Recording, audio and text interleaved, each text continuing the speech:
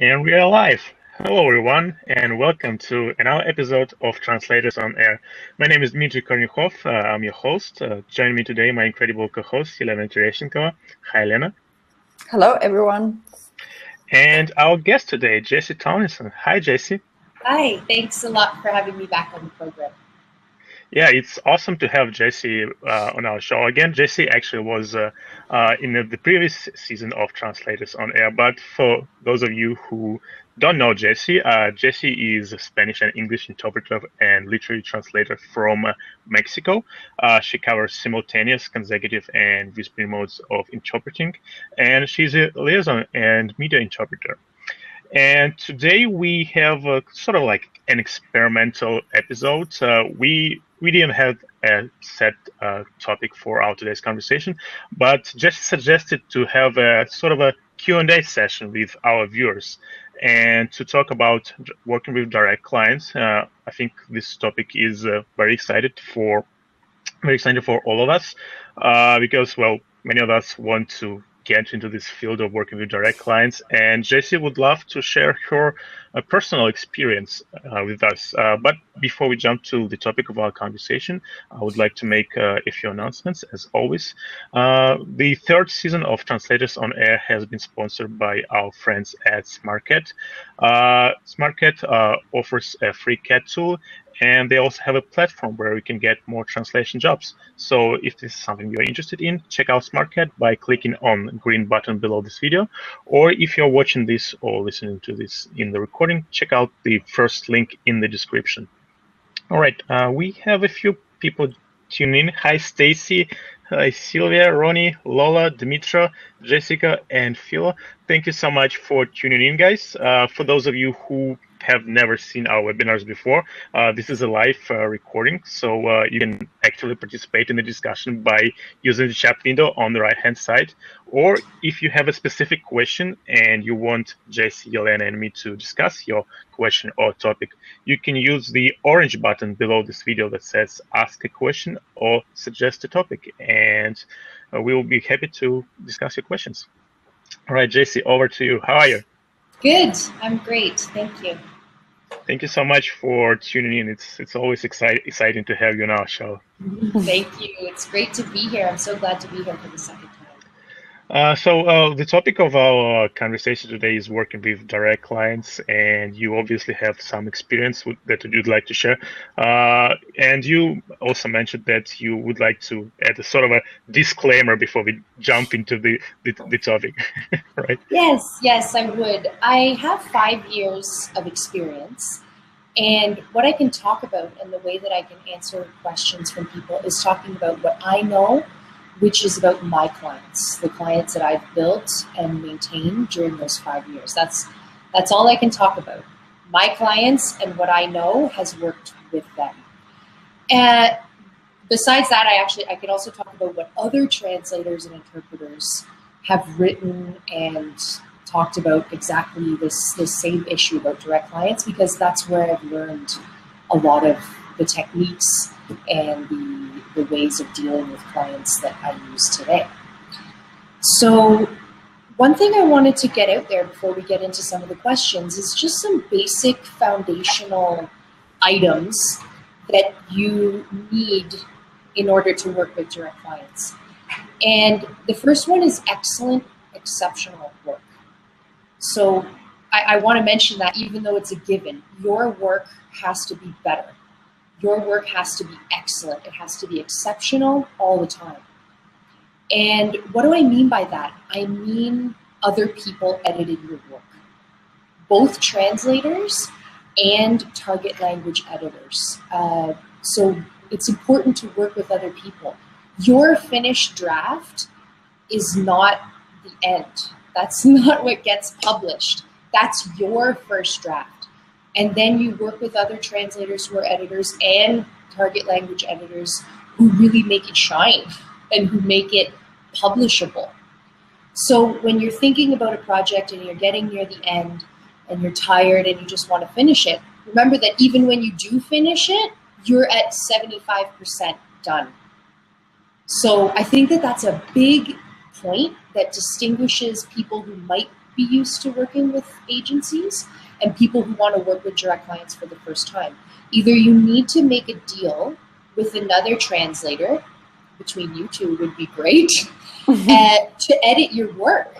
Just because no matter how many times you read it, even if you read it backward one word at a time, you need somebody to tell you their perspective on what you're doing. You need them to say, hey, this sounds weird. Hey, what do you mean here? Is that something Canadian? Is that American? Is that British? You know, you need someone else to review your work, preferably more than one person.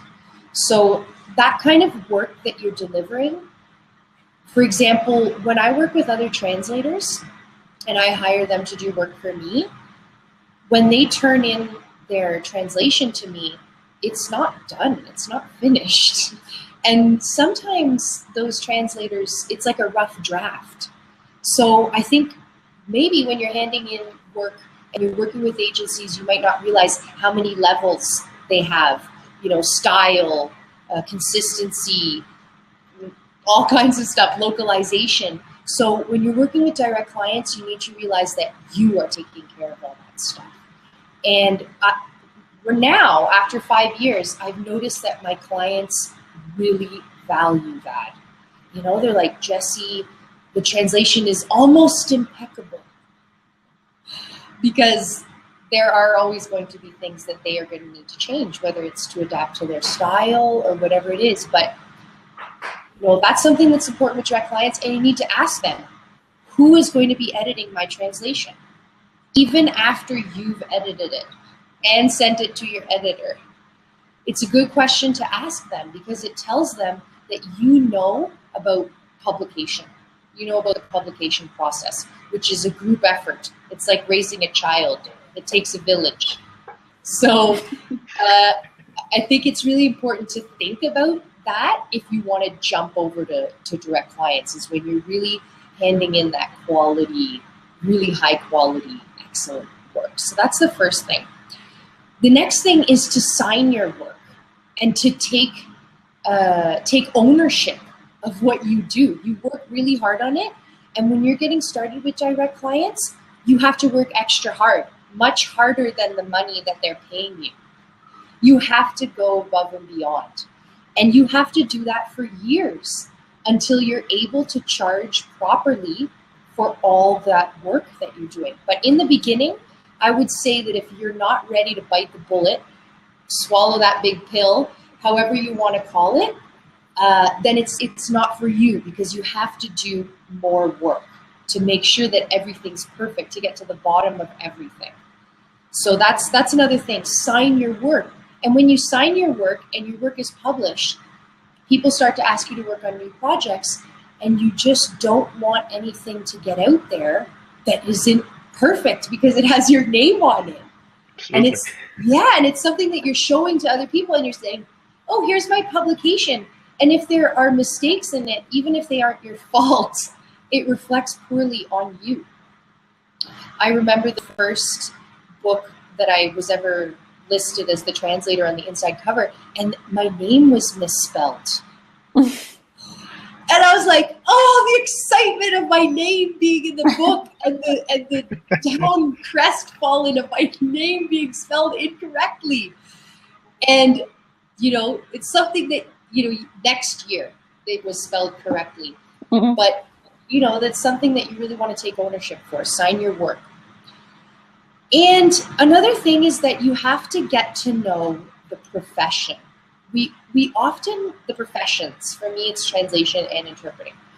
Now we often talk about translation as an industry, or some people do, but that's not where you want to be if you're working with direct clients. You don't want to be in the translation industry. In fact, you're not in the translation industry. You're in the translation profession. And it's important to understand it and to research it constantly. I think besides news, the most content that I devour is about translation, interpreting, language, machine translation, remote interpreting, and there's so much to know. So it's really important to get to know the profession and understand it. Because I think we were talking last time about how if you understand where you fit into the profession, it's like a golden key to getting clients, because you understand the need. If you understand the need for translation and interpreting, you just go straight to the clients. And how do you understand that need? You get to know the profession. And I guess you also have to know your clients as well to be able to offer meaningful solutions to them, right? Absolutely, absolutely. But that really comes, in my opinion, from knowing where they fit in to translation. Why do they need translation? What is their need? And when you figure that out, then that's how you figure out how to give them that value and how to cater exactly to what they need. So basically, learning as much as you can about the profession will help you see how you can help, what you have to offer, and what you can offer, and what your clients might need, right? And it really is a direct lead-in to helping you find the clients, because I still remember feeling like I was just in this huge forest or ocean. You can have whatever way you want to talk about it, you know, big forest or ocean, and I'm looking around and all I see are just tree, and I can't tell which one's pine, which one's cedar, which one's hemlock. And I remember that feeling of having no idea what the translation profession industry was about and where I fit into that. That was when I had no clients. And so you have to do that work. You have to go through those steps. You have to read all the books, I think, if you want to be on top. So what were the first steps then that you took to start identifying all those trees for what they were, and where your role in that forest was? Well, I think one of the first things to do is say, hey, I love the forest and I want to learn more about it. And I want to know every tree, and I want to know every bird, and I want to know every bird's call and mating dance. And I want to know the shadow in summer and the shadow in the winter. I want to know the winter, where the springs are, where the brooks are, where the caves are.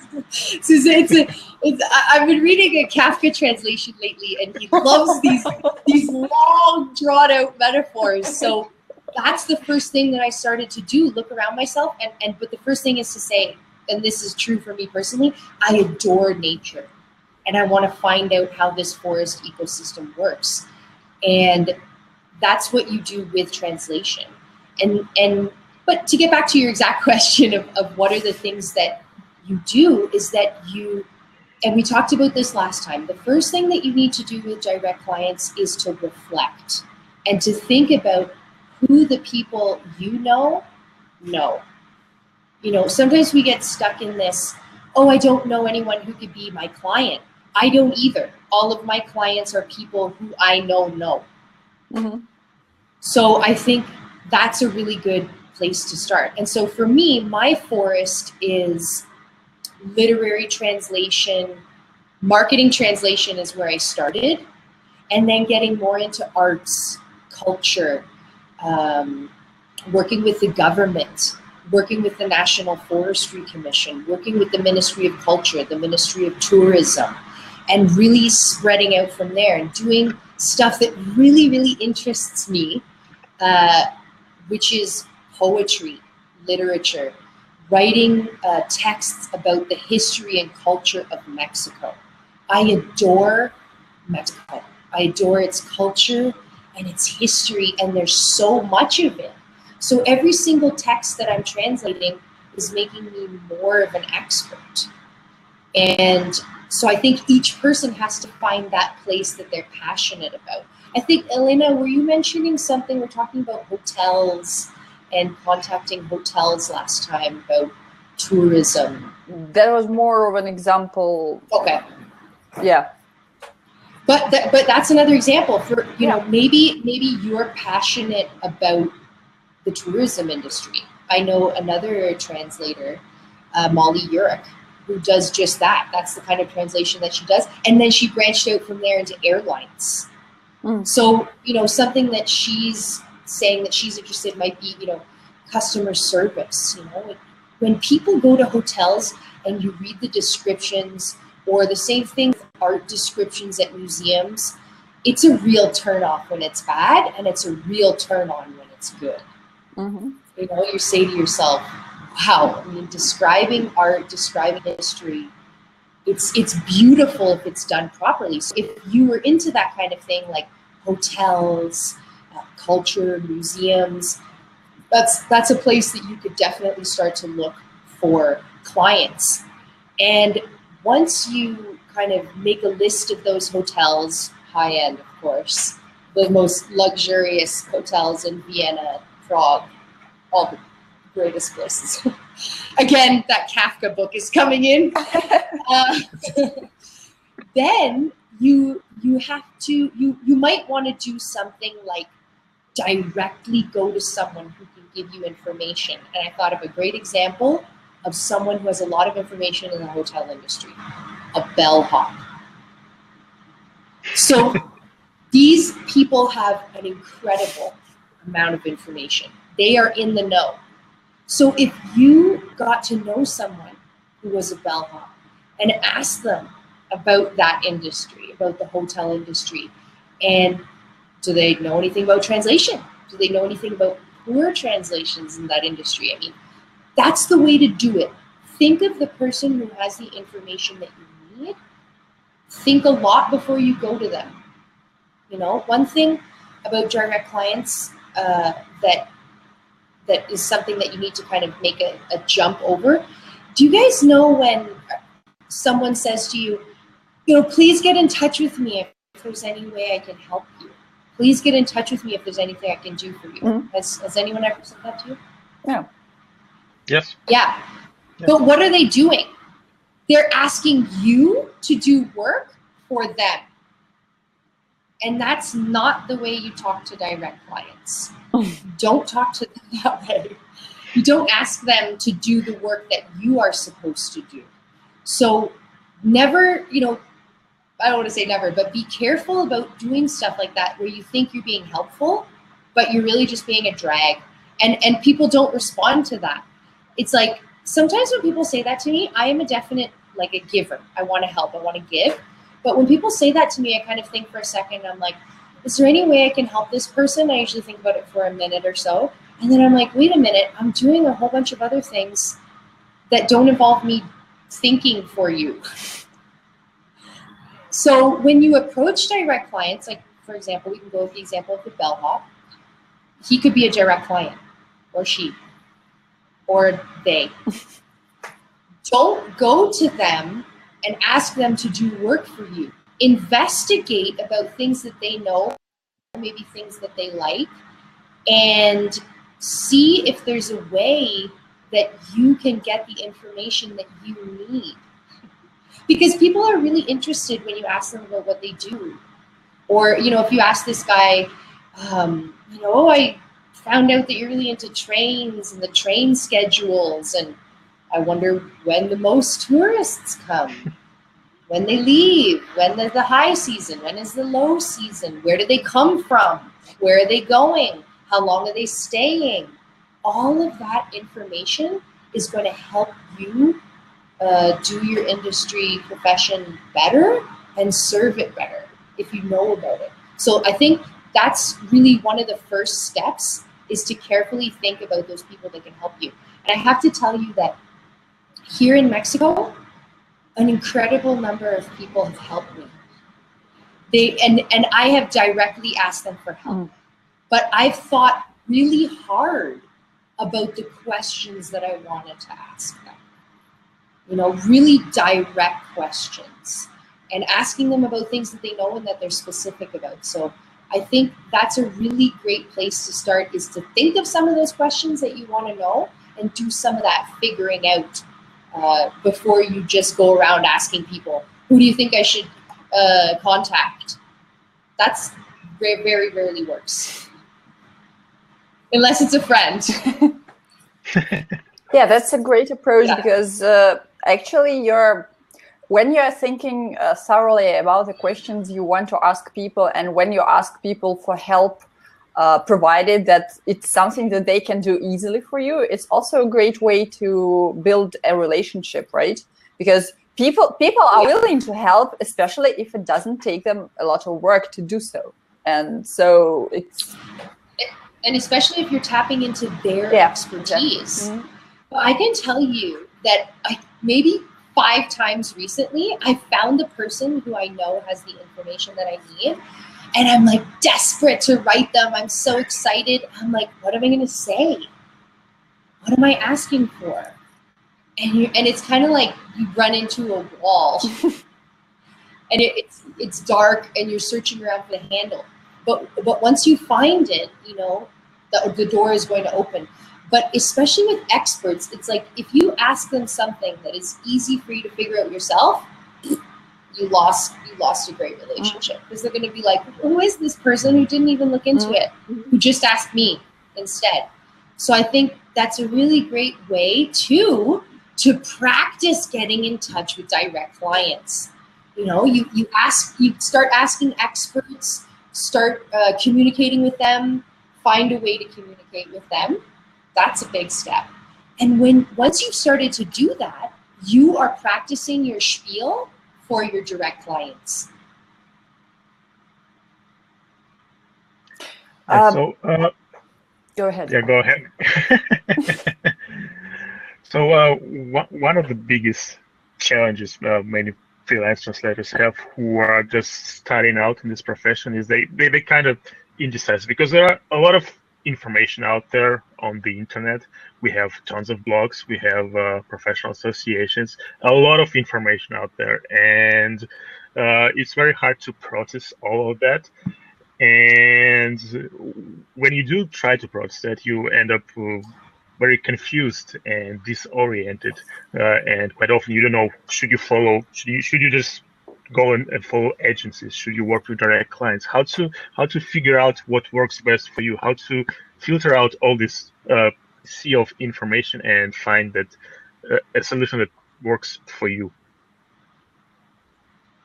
Okay, I think that's one of the main, in that process where you're finding that out, that's where you're getting the strengths. I can't comment on agencies. I have a relationship with one agency. I don't work for them. We just have this relationship where I continue to be in touch. I continue to offer my services, and they continue to contact me for projects which I turn down.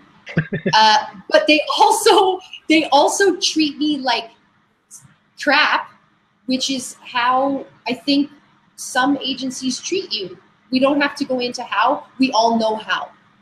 So, but I think one thing to remember, and you guys I'm sure are familiar with Steve Vitek. Yeah. This is something that Steve talked about on his blog the other day. He was saying, you might be a great translator and you might be working for agencies for 10 or 20 years, but when they drop you, what are you going to do? How is working for agencies getting power for yourself and your business? And not even getting power, how is that building your security, right? Because as freelancers, we're really concerned about security. We're not getting a paycheck. Direct clients are sometimes paying 2 months later. And you can't bother them about payment because they're very busy. So if you are learning about clients, learning about different industries, like the industries that your clients are in, you are making a strong foundation for your business and for your success as a freelancer. Because a freelancer is really someone who knows, in my opinion, what's going on in the world and how they fit into it. And they're really in tune with, the tides. They know when the tide's coming in, they know when the tide's coming out, they know where the red ocean is, they know where the blue ocean is, they know where the bottom of the ocean is, they know how they have to keep their heads above water. So if you are working with direct clients, I think that, in my opinion, there is more safety there for you because you're building a business. But really, especially where we're going right now with the translation industry, you could be dropped at any time. Or those people that you've built relationships with, and you have built relationships with those PMs, I mean, they leave. I knew a great PM at Masterword, and I thought I was in with her, and she left and started her own business. And I had spent hours communicating with her. So that's not a loss, but I'm just saying, be aware that when you work for an agency, it's kind of like working for an employer. You're working for a couple of employers, but they can pull the rug out from under you at any minute. And is that what you want? Is that what we work so hard for? Our blood, sweat, and tears, our Sunday nights, my Friday and Saturday nights? You know, that's not what I'm working for. I'm working for me and the profession. And I want to hold up the profession really high.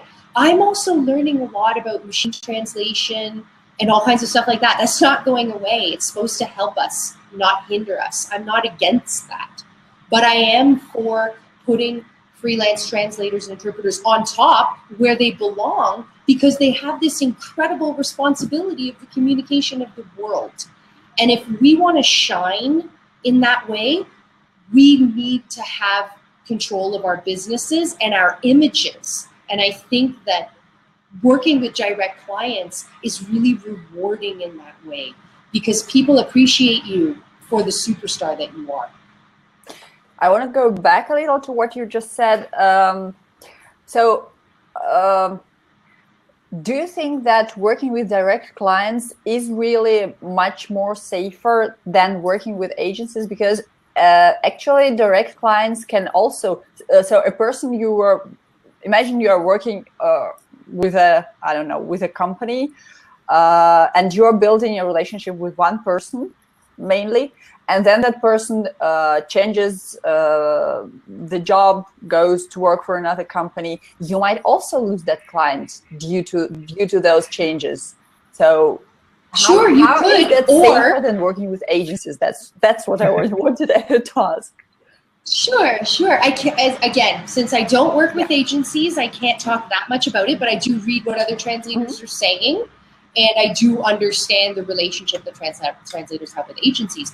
In my experience, all those people that have left the jobs where they hired me, they went to other jobs where they hired me. Or they went to other jobs where they introduced me to more people who hired me. Almost every single one. The first girl this happened was this girl, Carla Galindo. And she worked at one of the first marketing agencies that I was working with here in Guadalajara. And when she left for what she described as a job at a better marketing agency, I was in constant touch with her. And she continues to send me work. And also people within the government, which is a big area for me here, the Ministry of Culture, the Ministry of Tourism, those people are going around in the same pond. And each little area is so small. The people are all working together in the same way, and it's kind of like bumper cars. They're bumping up against each other and then going off, and then bumping up against the rail and coming back. So I think that, and what you're doing is you're establishing yourself with other professionals and other freelancers. So people who understand your position and who know that referrals are the gold that we all eat for breakfast. So I think that in that way, having a relationship with someone who you call a direct client is more like having a long-term relationship for all of life. You know, maybe they use you and they come back to you 3 years later. And I've gotten those calls out of the blue from people that I've worked with 3, 4, 5 years later, and they're still referring me to other people because they don't know anyone else who's doing what I'm doing. And if you are doing it really well, you become that person. So it's all my opinion, Elena, and I think that people often say there's a lot of security in agencies. But if you go back to Steve's blog and take a look at what he's saying, which is that how are you making your business stronger by working with people who are trying to cut you out of the picture. Yeah. You know, that's not stability. Let's say you've worked with agents. This is just what he said on his recent blog post. You've worked with agencies for 20 years and it's ending. There's going to be an explosion soon. There's going to be an Armageddon because the prices are being pushed down. So why would you continue to work for a place where the prices are being pushed down? And here's another blog that I read just recently, which was excellent, by Kevin Hensel. And he was saying that the premium market is there, and it's where people are paying 50 cents per word and up and charging by project. And the bulk market is way behind. You know, the bulk market is MSN. Yeah. So I think that to protect yourself, I think direct clients is a good way to start really strengthening your business. And in my opinion and in my business, these are people who I started out, I think, with 5, then I got to 12, 17. Right now I'm at 27 clients. But each, like one of those clients, the one I was telling you about last time, her name's Patricia Montelongo, and she hires me to do the book at Black Coffee Gallery. And so it started to be just 1 book a year, and now I'm publishing 4. I have the credits as translator on 4 art critique books this year because she's happy and really needs more of the same for a bunch of artists. So in my opinion, the direct clients don't encoger, they don't shrink, they bubble up like popcorn.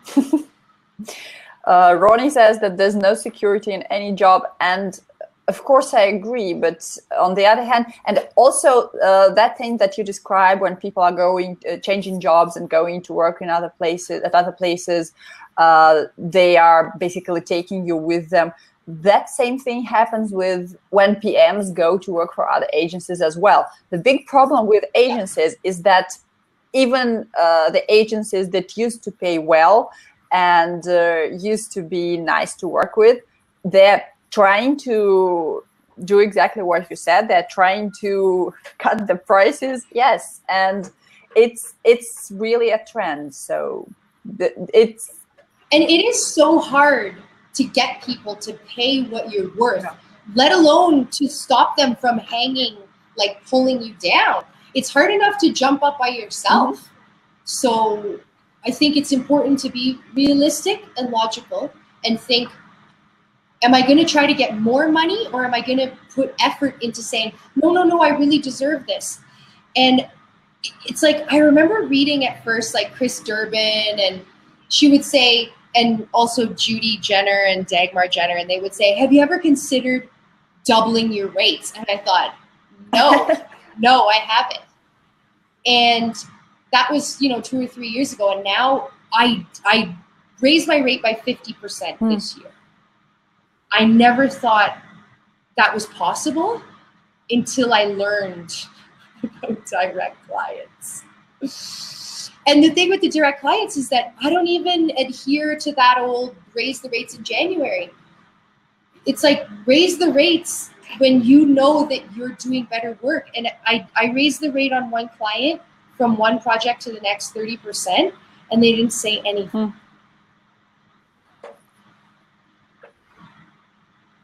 Yeah, absolutely. So one of the keys to establishing a great relationship with the direct client is showing that you're a real expert in your field. And many translators have this difficulty to position themselves as an expert. So how to position yourself as an expert in your field, and is it really worth it? Oh, absolutely. Absolutely. Because when you're positioning yourself as an expert, you're becoming an expert. Nobody was born an expert. I was reading this book the other day about interpreting, and they were saying there used to be these really famous interpreters, and they were able to memorize 20, 30, 40-minute speeches, even an hour, and reproduce it exactly. Well, guess what? It's not like that anymore. And you train yourself to do stuff, and you train yourself to be an expert, and you become an expert. So absolutely, I think that it's worth it. And B, for positioning, I think it's really important to sign your work and to get your work out there. You know, for you, Dimitri, with the video games, it's like, here's a video game that I translated. And when you get that information, you know, a lot of times we get this advice, in my opinion, especially about direct clients, and people say to you, do this, do that. And each thing that they say is something that takes like 8 months or like a year or longer to do. And it sounds easy, but it's not. For example, oh, just get the video game that you translated. I don't know how that is for you, Dimitri, but that's hard.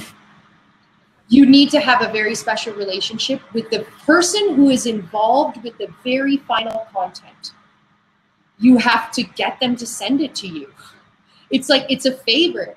So you have to have a good relationship with them. And this takes time. And over that time, you build the relationships. And over that time, you get better and better. I've probably made, not the most mistakes, but I've made so many mistakes with my clients. But every time I've learned more. Yeah, and more don't we all? Yeah. And it's like we were talking about last time with direct clients. It's like, yes, you make a mistake, but you have to fix it and get it right and make it perfect. And sometimes there's no extra charges.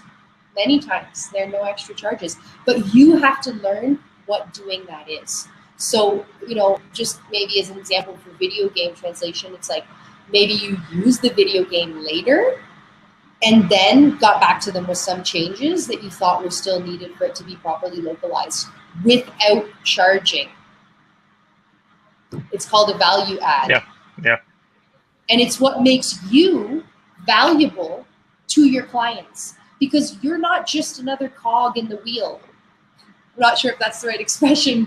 A cog in the machine. You're not just another person doing their job and filling out their chit and it's over. No, you're a person who cares. You care so much that you went and tested their video game and got back to them with a couple of localization issues that they had in there that really were going to turn off users. So those are the kinds of things that you need to be doing with direct clients. I guess a lot of times many translators, they just want to send the project and forget about it and move on to the next project. And I think it's not the right attitude if you're building a business, because in business you are partners. You're equal partners with your clients, so you can't just send it and forget it. You have to go that extra mile and show them that you really care. Yes, you really do. And if you don't care, find clients that you do care about. Because I remember when I didn't care, like when I was translating like these 45-page like bank manuals, and at first I was like, I didn't care, and then I was like, why are there 2 indents on this paragraph and 1 indent here? Why is it 1.1.1.1 and 1.1.1.7? Where is 1.1.1.2 to 6? You know, even when I didn't care, I started to feel myself caring. And then I was like, I need different material. I need something where there's no end for me. And literature is that. You know, these classical references. Right now I'm translating a poetry anthology, and it's mind-blowing because it's just teaching me so much. And I realize I can't believe I'm getting paid to translate poetry. I love this. You know, I adore doing this. And so you really do need to find that thing that you love doing. Yeah, that's really important, because I was translating some product descriptions for a duty-free store the other day, and I actually caught myself thinking that this is not something. This is not really something I enjoy working on anymore. This is something I've just grown out of, because all that marketing talk and all those descriptions that are basically trying to sell the emotion, trying to sell their dream to someone, and saying things like, if you use this perfume, then you'll be, I don't know, the cool guy. And I just feel that it's not something that I really enjoy working anymore. So this is something I going to move away from. And And you know what I recommend you do, Elena? Because personally, I love those silly little things. I love these descriptions that are like, their smooth skin, the cream, the way they do that to you. Like marketing mumbo jumbo, I adore it. I adore it. But one thing that I suggest to you before you drop that or before you move on to from that is that you jack the price up. because then you might like it more. Yeah, that could be. Because I continue to do a couple of things like that, like translating people's websites, like mission and vision. I'm asked to do this by the marketing houses all the time. And at this point, I can't even say no. Because it's like, for every single project, I have to do that for each company. Like there's lots of other work that comes after, but each one needs its website, mission and vision and description of their company, which it really isn't my favorite thing to do, but it leads to more jobs. But what I did when I was fed up with that, after doing about 40 or 50, was that I doubled the price that I charged. I stopped charging by word. I said, oh, okay, for this kind of thing, it's going to be $250 flat. They're like, okay, fine. And then you're like, oh, I suddenly enjoy doing this more. Yeah. So try that. But I think it's really good that you identify that and you say, you know what? I don't want to do this anymore. I'm more passionate about a different kind of description or a different kind, or sometimes people hate doing 3 or 4 line things. Or I know people who hate translating biographies, like the person was born here, they went to school here, but they went to this university, and you have to find the exact translation of their prizes. And I know people don't like doing that. I love doing it. So pass it on over to me. Yeah. Yeah, I guess it all depends on the person and what kind of text you're passionate about. And passion is a part of our profession. I think it's impossible to deliver high quality work and to show your clients that you care without passion. If you are not passionate about your work, what's the point? So probably you're much better off. So true. You're much better off getting a real job or working in an office or doing something else. If you are not passionate about translation, probably it's time to get out. I agree. And you're so right. I'm really glad you mentioned that, Dimitri, because it's also, if you feel like you're forcing yourself to do stuff that you don't want, do what you want. You're a freelancer. Do another type of freelancing, because that is going to bring you success.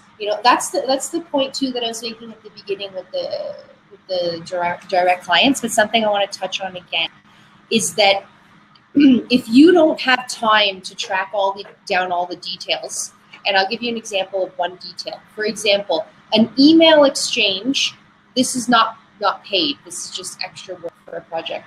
An email exchange over a week with an author to talk about the translation of his book title, which has never been translated into English, but we want to translate the titles for an anthology. And that extra detail, tracking down how he wanted his book title translated, was a week of email exchange. It was amazing getting to know him. Yeah. What an amazing guy. Thank you so much for doing this. Thank you so much for getting to the bottom of this. And the title completely changed because I'd never read his book. But these are the kinds of details that you need to track down with direct clients. And, I thought of this great metaphor that I wanted to tell you guys about. A lot of the advice that I've heard on the intertubes is people say, send out all these emails with MailChimp, or send out a bunch of warm emails and, do a lot of stuff and a little bit will trickle down. Okay, so that's like planting a field of wheat. You have many seeds and you're planting a huge wheat field, which is going to be gorgeous and golden. It's all going to sway in the breeze in the same way, But direct clients is cultivating 20 plants. And it's not throwing seeds out. It's placing each one in a hole and covering it with your hands and really taking care of it and talking to it. and focusing smaller, narrowing your focus. I really personally, with the clients that I have and the clients that I'm trying to get, I never do a fan out. I never fan. It's direct line to the place where I want to go. So I really like that metaphor of, you know, planting a field of wheat, which is one type of client, which is a great type of client because we all need to eat. And then a direct client is like a specialty hothouse flower that needs fertilizer, but it makes the most spectacular blooms. And people might even pay for those blooms. And then another really neat metaphor that I thought of too is that the client is the tree and the work that they give you is the fruit. So when you pick this fruit, and there's lots of low-hanging fruit, you pick this fruit, what do you do with it? You must use every last ounce. You should squeeze out every droplet of juice, and then you should compost the rest. You should use the rinds. You know, you should do all kinds of stuff, but use everything that they give you in that metaphor where, you know, the client is the tree and they keep producing this fruit, which is all the work that they're giving to you. And if you can cultivate an orchard, boom. You really know your metaphors. I'm telling you, I read a translation recently of Kafka called Letters to Milena. I think that's the correct pronunciation. Translated by Philip Bohm. And it's just incredible, and just absolutely incredible. And it's about Kafka and his relationship with his translator, one of his translators. So he really gets into these really complicated metaphors. I saw a question down here.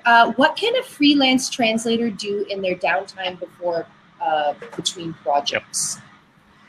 So anytime you're not working on your projects, you're looking for more clients. That's what you're doing, and you're looking for more projects.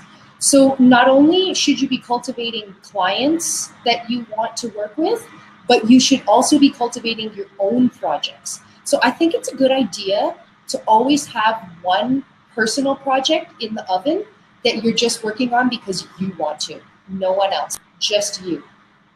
And you have that going all the time. I think that's important.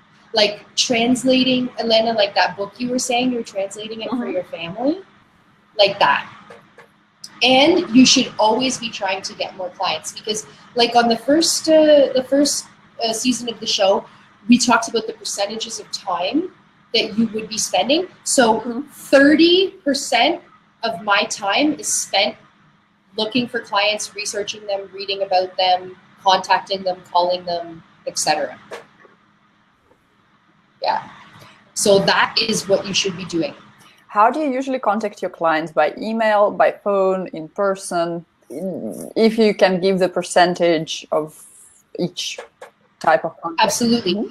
We have something very special going down in Mexico here in Latin America. It's called WhatsApp. And I contact all of my clients and keep in touch with them by WhatsApp. They're all on WhatsApp, including all the government officials. So all of my clients, I'm messaging them and calling them. And then for emails, like reassuring, sending invoices, receiving projects, etc. But WhatsApp is just, you're in constant communication with them. I also keep in touch with clients by direct message on Twitter. So whatever works for you. But I would say that with direct clients, we're all afraid of calling people. Okay, even extroverts, everyone's afraid of calling people and they don't want to do it. But yeah, you have to call them. Absolutely. Because it resolves so many problems right away. Yeah. You know, and there's so many things where sometimes I get back my draft and it has like track changes in it by someone else. And I'm like, no.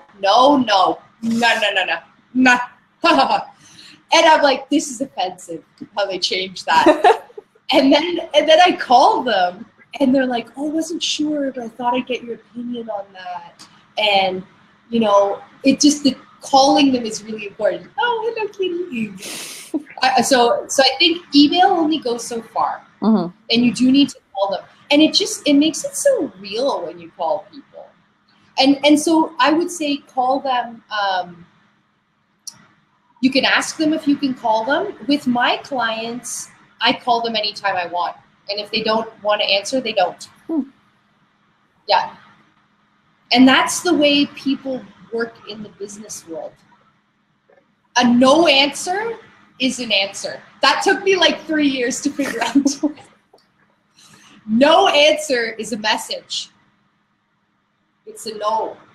Not right now. Do you think it's always like that? And what do you think of following up with new clients? For example, when you send, if you do that, of course, when you send an email to a prospective client or call a prospective client, not your current client, someone new, and you don't get an answer, do you ever follow up? Oh, now he's one of my friends. Absolutely. I follow up like no one I know.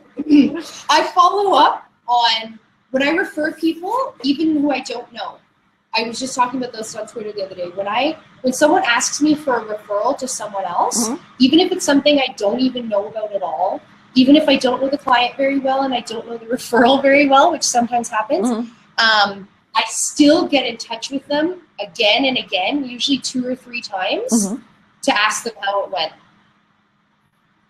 Yeah. And with clients, I follow up with them all the time. It's one way that you've heard, Elena, how you have to keep yourself fresh in their mind, but you can't be a pest. But I find that like 60% of the time when I write to clients and I'm like, oh, hi, how did this work out? Or, hey, did you know this, something related to them? Or just wanted to let you know that I'll be at Traduit Quebec this summer from July 23rd to 25th. So during that time, I won't be able to blah, blah, blah.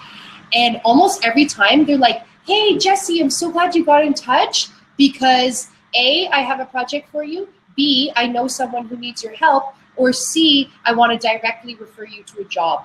60% of the time. Because it's true what they say. If you are at the top of their mind, you're the one who they're going to take. Here's an example of this. I think we all do this. You go to Google, you do want to research this new industry where you need to buy something and you do want to find out which the best one is, but you probably go to the first couple of hits on Google and it's like, hey, look, there's Dimitri. Oh, what do you know? He has a huge translation community set up called the Open Mic. Boom, trust established, established. Want to work with in operation. So I think being out there, we talked about this last time too, being out there is so important. And when you do a search on Google for yourself and find out, what articles are attached to your name and what links are attached to your name, think about if you were a stranger and you saw that, you would probably be impressed by someone who had written a couple of articles or who had books published. I know I would definitely take them over some other obscure person that I couldn't find. So you have to get out there and be out there to your clients too. Like when I want to work more with someone, or for example, if I've identified a client and I've worked with them a couple times, I know that they're in the beverage industry in Kentucky and I'd really like to branch out to a couple of other warehouses there and people that they know, and I'd like to reach out to the communication managers, the marketing managers, the people who are in charge of social communication, the people who are in charge of protocol. And I know that this person that I know and that I've worked for can introduce me to people in that element. What's the first thing that I'm going to do? Am I going to ask them to introduce me? No. First, I'm going to remind them that I'm alive. I'm here. Hey, did you know that I've done this book lately? Did you know that I've worked with the Cámara de Tequila, which has to do with you? Did you know that I worked for Herradura? Did you know I've been working with them for 5 years? And I'm really interested in your industry. And by the way, I love what you did recently. I saw recently that you were XYZing, up the Delta River. And then they will be like, wow. Like when you mention to your clients stuff that they've been doing, it's like their ears perk right up. Yeah. Oh yeah. And that's when they say, hey, you know what? This woman did her homework and now she's asking me for an introduction. Hell yeah. Mm-hmm. So it's in this, I mean, sorry for interrupting. In this digital age, it's very easy to actually see what's going on with your clients. And for example, in my industry, a lot of my clients, they have newsletters, so they make it super easy for me to see what they're up to. So I just have to sign up for their newsletters, and I can see what events they attend, whether or not they're launching or developing new projects, or what other news from their team they have, and it's fantastic. Absolutely. And because you're showing yourself. We can easily take advantage of it. Yeah, and that's how you, Dimitri, are showing that you're an expert. Because you're saying, hey, I'm following your industry. I know what's going on. Yeah. And if you say to yourself, oh, that's such a drag, go to a different area. Because, you know, let's say, for example, Dimitri, you said, hey, I noticed that you were at an event the other day with Jigamy Schmigamy, who's a big name in the video game industry. And they would be like, wow, not only is he following what I'm doing, he really does know his stuff about people who are participating in video games. And those are the kinds of people that want to work with you, for sure, as direct clients. Yeah. So you mentioned already some of the strategies that people can use to attract more direct clients. Is there anything else that you find useful in your experience? Absolutely. I have a point right here on that.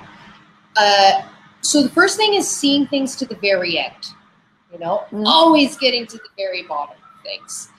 Another, just a quick one before we get to the real good one, is making your own organizing systems.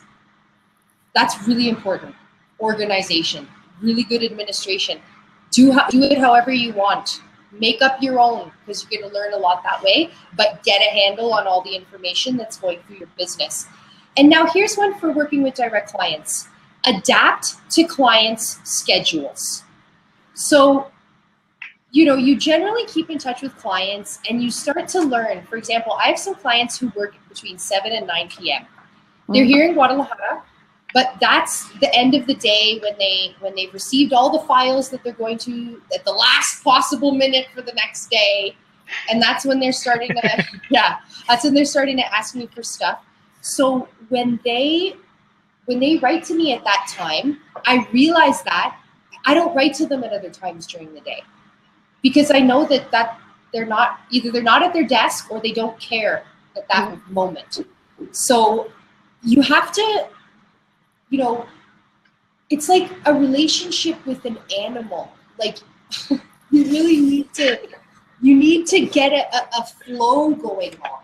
So if you're just banging away at the keyboard at 9 a.m. or 6 a.m. or 10 a.m., which is when it's good for you, you're not being open to the needs of your clients. So I think that with direct clients, it's really important to notice their schedules and to flexibly adapt to them. So when these people write me at 9 p.m., yes, I do. I write back to them and say, okay, got it. Thanks. Talk to you tomorrow. Or on WhatsApp, you know, I got your email. Thank you. Because with direct clients, I would say that you really need to be available to them all the time. They're not going to contact you all the time. I think that it does sound like a nightmare for some people, is being available all the time, but they don't contact you all the time. But when they do contact you, you need to get back to them right away. Even if you're like, oh, I really don't feel like thinking right now. Direct clients are like the translation process. It's layer on top of layer on top of layer, you know? First you make a glossary, then you look up the words, then you read parallel texts, then you start translating, then editing, then reviewing. And it's the same thing with direct clients. These small actions that you do with them lead to a big prize. And, you know, they need to know that they have constant and confirmed access to you. That's why they're paying you the big bucks, because you're a person that they trust, and they know when I write Jess, I tell her I need an answer now, I'm going to get it from her.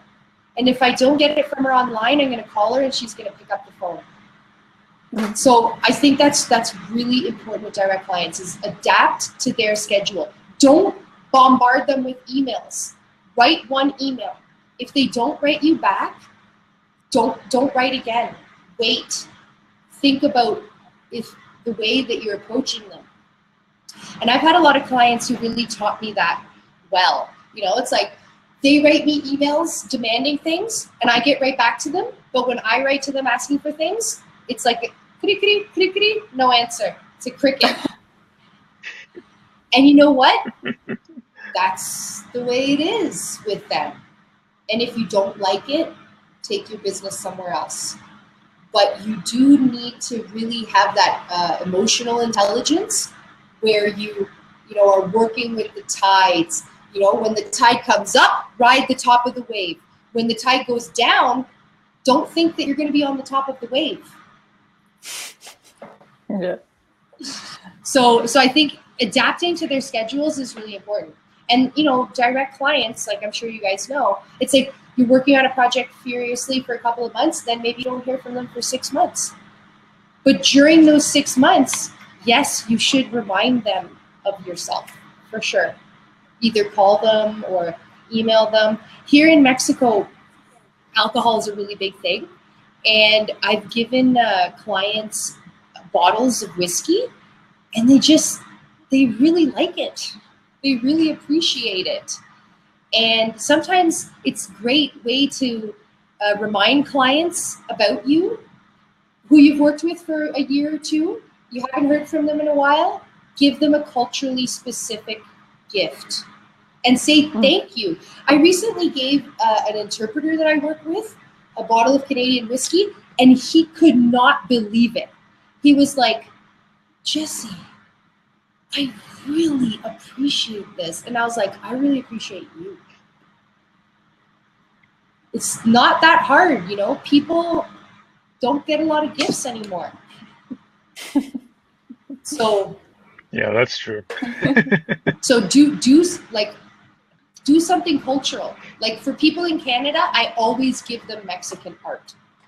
Like little protector spirits carved. They're called alebrijes, carved in wood and painted in Oaxaca and Chiapas. Make it culturally specific, but I think gifts to show your appreciation is a good idea. Not diamond rings. Gifts. I'm a big fan too of sending my publications to clients. That's an interesting approach, because you're giving a gift on the one hand, on the other hand you are also showing what you've done, what you've been up to. Yes, exactly. Yeah.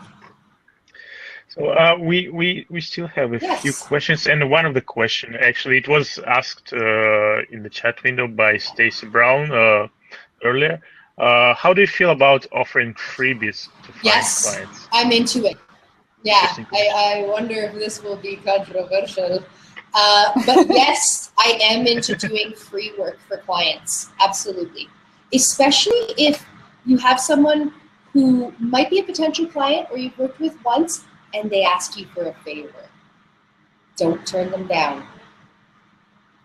That's a big one. But I mean, I guess, Stacy, could you be more specific? Do you mean offering to do free work, or I'm against translation tests. But I mean, that's because I have published stuff. So, for example, this professor who hired me to translate his poetry anthology, he said, could you give a couple of the poems a translate and send them back to me? And I said, you know what? I won't translate your poems for you and send them to you, but I'll send you some other poems that I've translated. So, of course, the context is going to dictate the outcome. Every time. There's no hard and fast rule. But I think if a potential client asked me to do free work for them, I would lean on the side of yes. I mean, if it's someone shady, like translation tests or just someone who you think is trying to make you do work for free, no, obviously not. You need to be in tune with the situation. You know, why are they asking you to do this work for free? Is it because they're in a tight spot? Do it. Is it because they want to try you out? Do it. So are there any situations where you shouldn't do it then? Well, yes. A lot of situations. For example? For example, someone who you don't know that well, who's only contacted you by email and never called you, and who hasn't told you what the project is about or why they need the free translation, no. And I personally am against translation tests because I have these publications and I have the PDFs. And so I can say, here is my work. Here's my work in this area. Here's my work in this area. Here's a short story. Here's something I've written for an industry magazine. So it all kind of ties back into this symbiotic center where you're have a symbiotic relationship with yourself, where you're using yourself to get bigger. You know, you're writing articles and then you're referring people to them. You're signing your work and doing excellent work and getting published and then showing people those publications. So invest in yourself. And if doing some free work for someone is an investment in yourself, then do it. If it's not, don't. If you feel like, why am I doing this free work? No, I would say don't do it if you're asking yourself, why am I doing this? But I recently did a favor for a big client, and it really hard, and it was fixing a speech, and it was it turned out being 7 hours of work that I did, and all for free.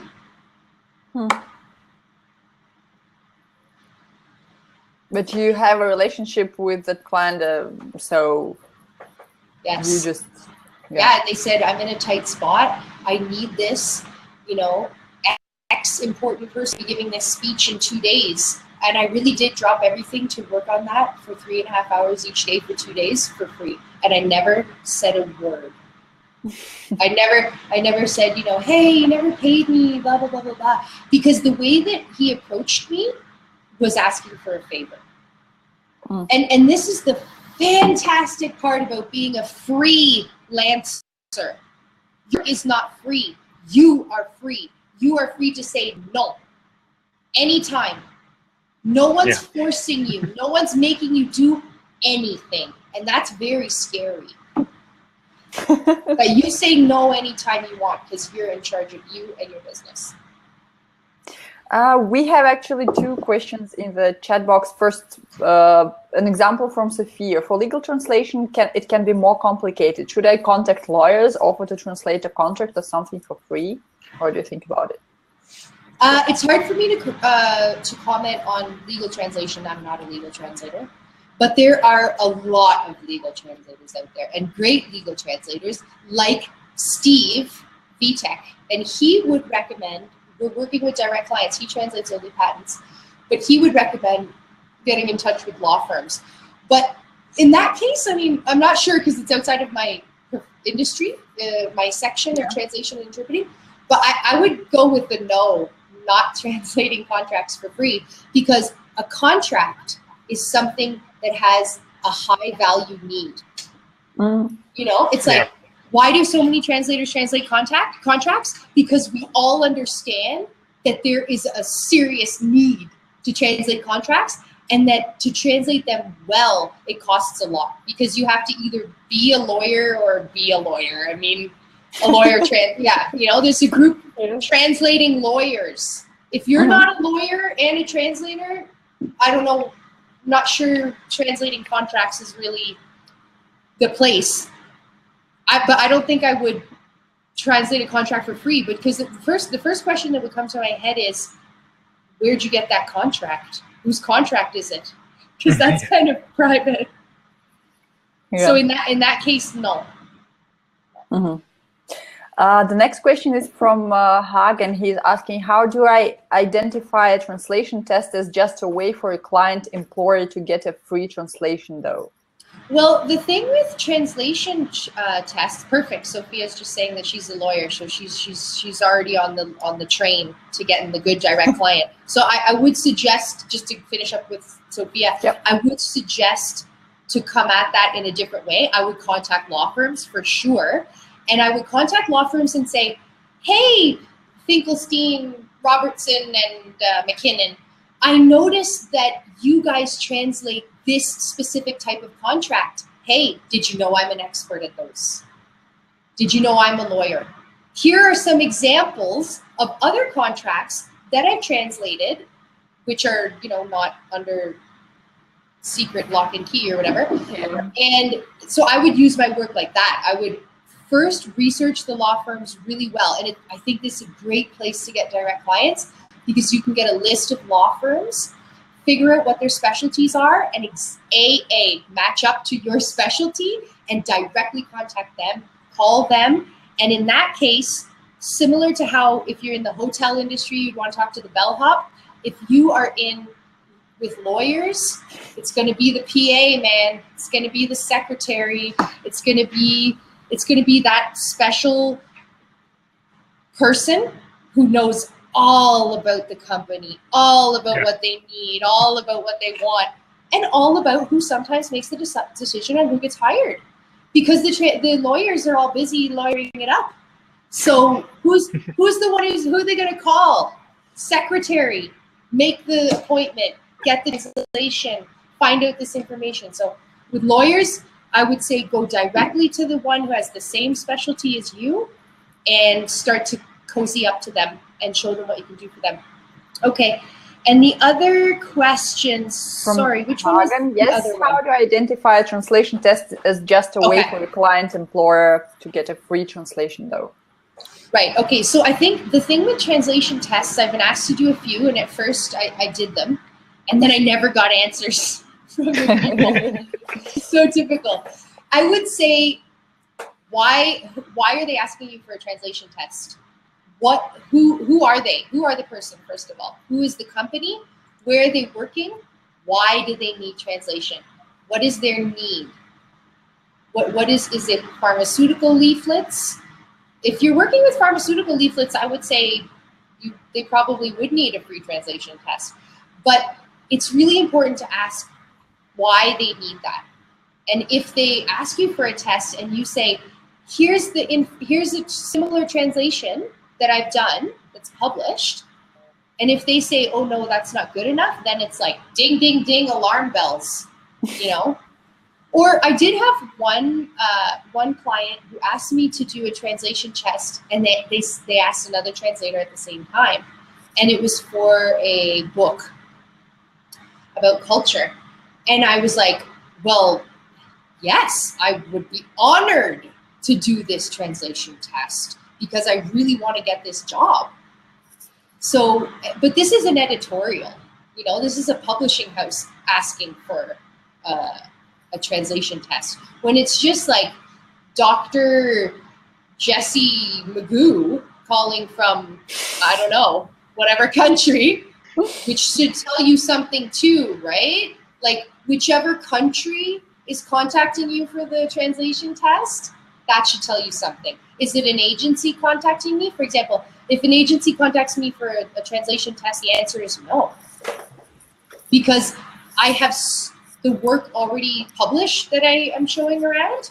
And, hello, kitty. I'm sorry about this.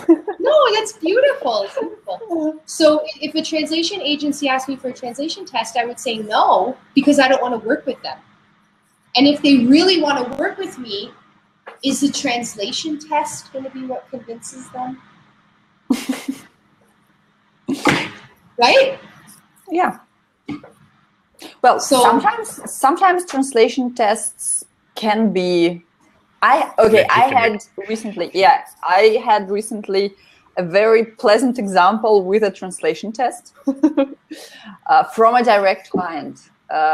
It was for they are going to translate marketing materials for their app into Russian, and it was really the first thing that was good about this translation test was that it was really short.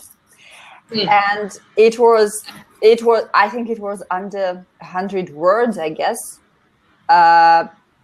And it was really to the point, and it was just a piece. It was clear that they just wanted to see my style, and I understand that it's important.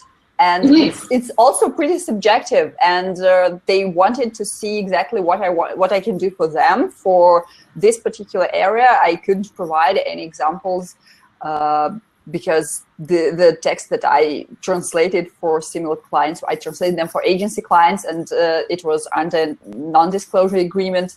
So it didn't take.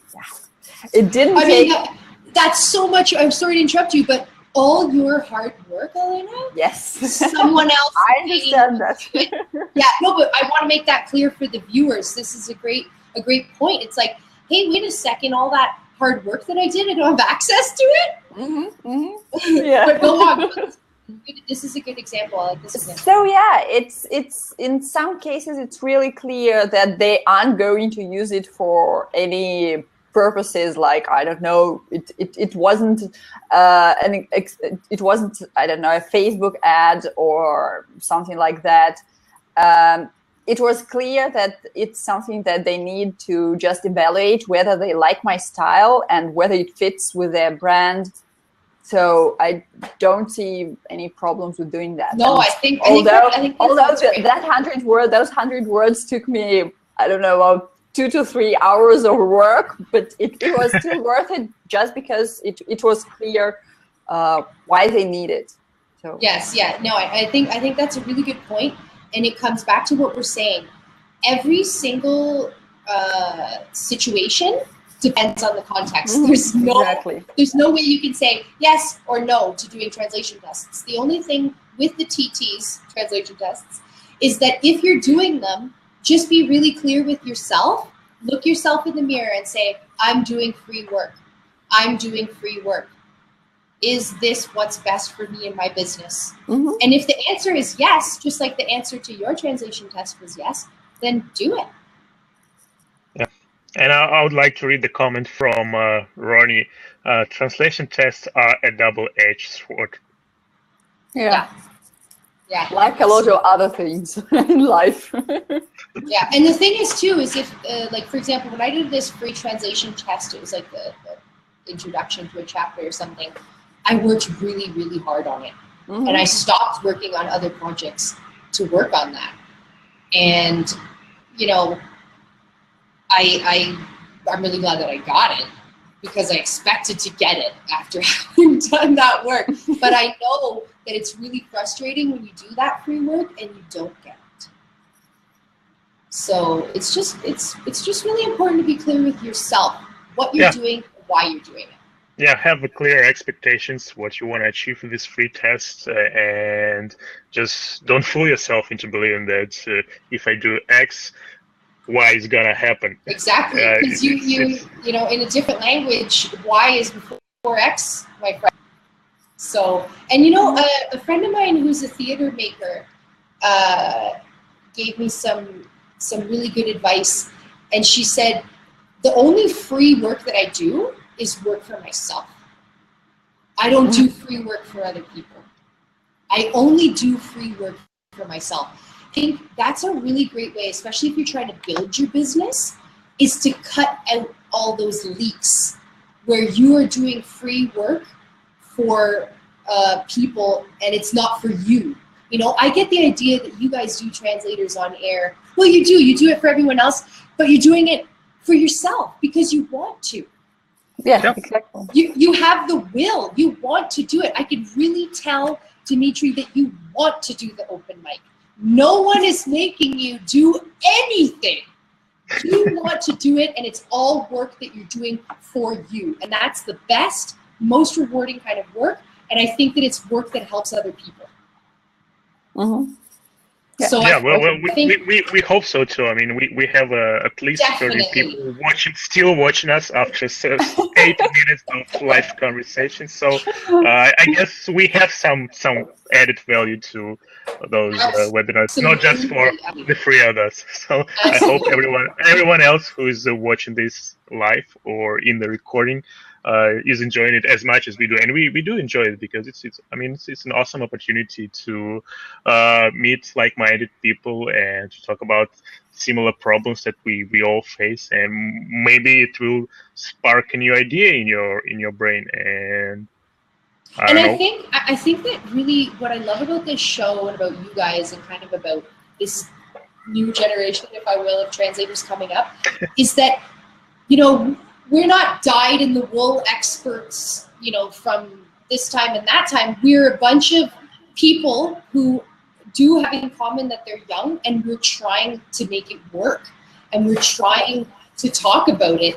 And I think that that's really valuable, because with direct clients, you need a lot of hustle, and you need a lot of get up and go, and you have to keep pushing all the time. And this kind of dialogue between colleagues really helps a lot. And I think it's really important to let young people know, or people who aren't even that established, that you can get direct clients, and that you will succeed, and that you will help the profession, but you need to be doing excellent work.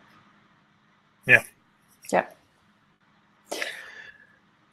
Now, on to the next question. We have still a couple of them left in our question box. How to stay motivated if you're having a hard time getting new clients? Definitely listening to podcasts. Yeah. And just really, I find like banging out podcasts, listening to them and making notes. And one thing, I went to a session with Martha S. down here at the meeting last year, talking about that. And she said that in January, you need to make a 12-month plan for your business for the next year. And in each month, you need to put in the tasks that you need to get done in order to get to the big goal at the end of the year. And this year, that has really helped me stay motivated, because every time I turn the page, I have 4 or 5 things to do each month, and they're just little things. Like one of them was updating my ATA profile, and when I went to update it, I had a resume on there that said Jesse Tomlinson resume 2015. So, but you know, if I had just put that on a list, I put that in May, and this is in January. Something as small as that, something as seemingly insignificant as that, but I put little things like that each month. And if I just had those on a to-do list beside me, I'd never get them done, because I don't think they're as important enough. But what I did at the beginning of the year is I thought of all those little things, and I put them month by month. And now I'm just ticking them off each time, and I'm getting so much done, and I'm motivated because I'm doing things for my business. So I would recommend making a plan for yourself. You can start with the next 4 months and say, you know what? You know how you say to yourself, I really need to do this. I really need to do this. I really need to do this. And it's like months, and then you feel bad because you haven't done it, and you keep reminding yourself. I was like, you know what? Forget that. At the beginning of the year, I'm going to update your ATA profile in May, so that I don't have to worry about it in January, February, March, and April. So I think that can be really helpful, but I really love listening to podcasts. Right now, I'm addicted to Troublesome Terps and langfm.audio with Alexander Drexel. Just amazing. If you want to get your mind blown about what's happening with language, machine translation, knowledge, the European Commission, the European Union, interpretation, and life in general, check out his podcast, because it's really stimulating. So I'm listening to that podcast, and I'm making notes furiously. I'm starting to think about stuff that I want to do, and then I'm doing it. Yeah, that's a great advice. Like also when I'm feeling a little like down and unmotivated, reading articles, going on over to the open mic and reading about people who are so passionate.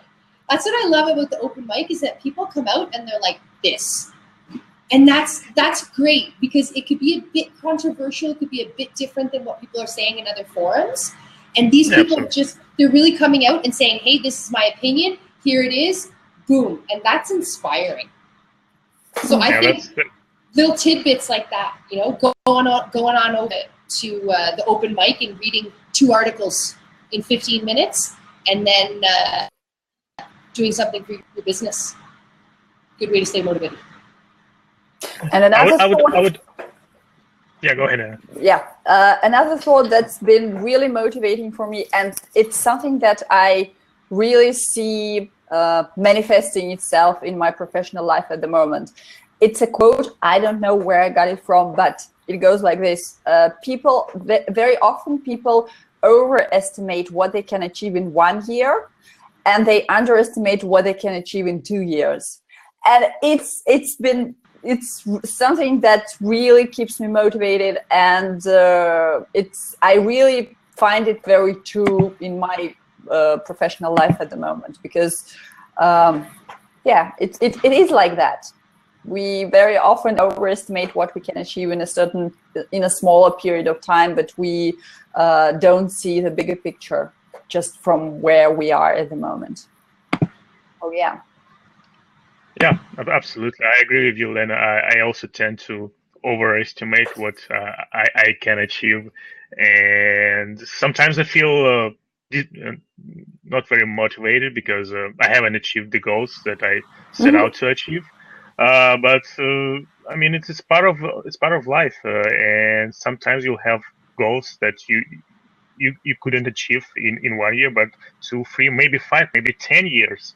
And you'll get there. You'll get there eventually. You just have to keep going, keep pushing through. One more thing I wanted to add to the whole podcasts and reading articles things. I think it is also beneficial to sometimes to go outside the translation profession, go to outside the translation industry, and just see the bigger picture and read articles or listen to podcasts from other industries, other people who are in the freelance business, who are also building businesses, because this can also be motivating. You can actually learn something that you cannot learn inside of the profession by listening to the people who are outside of the profession, who are dealing with something different, dealing with some kind of different problems, but you can still learn from their example, and you can use the lessons that they share with you and apply to your own business. And you might even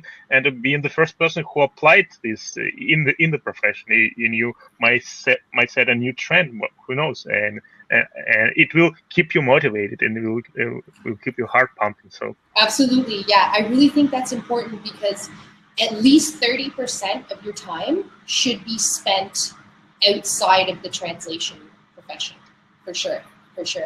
And I think a couple of great people, Ed Gandia, great freelancer, the Freelancery,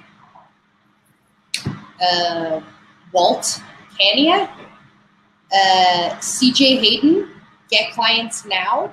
I think you really, translators, I'm always saying that they wear so many hats, but you should really know about freelancers union, freelancers, what they're doing, freelancers who are translators or interpreters, because those are people who are staying afloat and prospering in the freelance industry. So I think you're right, that kind of stuff can really get your heart pumping, because sometimes I find too that those freelancers, it's like they're more focused on making more money, which I think is really good for us to focus more on that too. These freelancers are saying, we charge by the hour, we charge by the project, we add value, so it's a nice difference from translation and interpreting industries.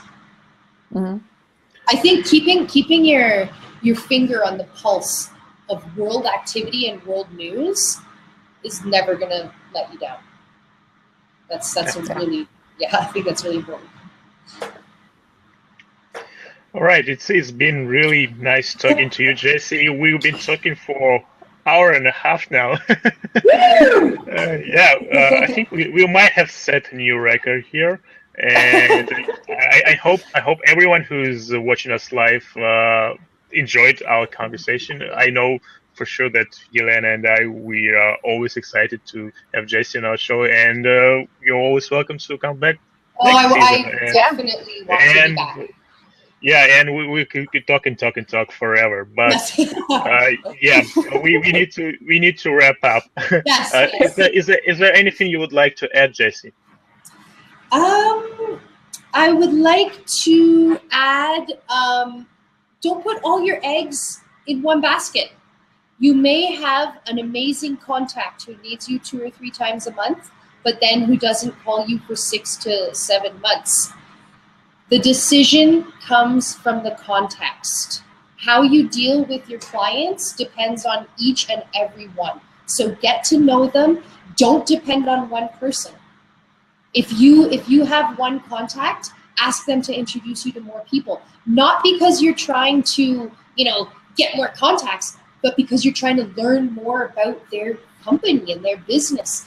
And so don't put all your eggs in one basket. Meet more people in the companies and in the areas that you're interested in working in. Yeah, that's a really important one. Yeah. So thank you everyone who joined us tonight or today, depending on where you are in the world. Thank you, Jesse, for joining us. It's been a pleasure talking to you, as always. And yeah, you'll probably be back here in one of the next seasons. Yes! I really hope so. I really hope so. I love chatting with you guys. And I really appreciate what you're doing. And I love the open mic too. Yeah, thank you. Thank you. So if you're watching this in a recording, please don't forget to check out the first link in the description and check out the website of our sponsors at smartcat.ai. And we'll see you next week. Yeah, have a wonderful day, everyone. Bye-bye. See you soon. Bye.